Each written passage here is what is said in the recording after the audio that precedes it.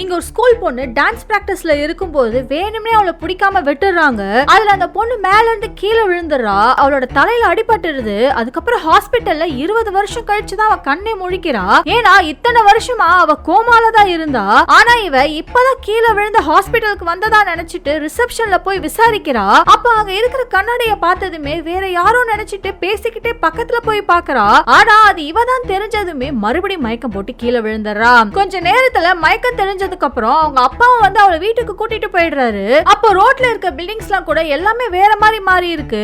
இவளுக்கு செல்போன்னா என்னன்னு கூட இப்ப தெரியாம இருக்கு. அதுக்கப்புறம் வீட்டுக்கு வந்ததுக்கு அப்புறம் இவளோட ஃப்ரெண்ட் 20 வருஷமா என்ன நடந்துச்சுன்னு ஒரு ஆல்பம் ஒண்ணு காட்டுறா. அதை பார்த்ததுக்கு அப்புறம் தான் இத்தனை வருஷமா என்ன நடந்துச்சுன்னு அவளுக்கு தெரியுது. அதுல இவளோட ஃப்ரெண்ட்ஸ் எல்லாருமே கிராஜுவேட் ஆயிருக்கத பார்த்ததும் இவளுக்கும் இவளோட ஸ்கூலை முடிக்கணும்னு ஆசை வருது. அதுக்காகவே மறுபடியும் ஸ்கூலுக்கு போய் படிக்கிறதுக்காக போறா. பார்த்தா இவளோட க்ளோஸ் ஃப்ரெண்ட்ஸே அந்த ஸ்கூல்ல பிரின்சிபலாவும் டீச்சர்ஸாவும் ஒர்க் பண்ணிட்டு இருக்காங்க.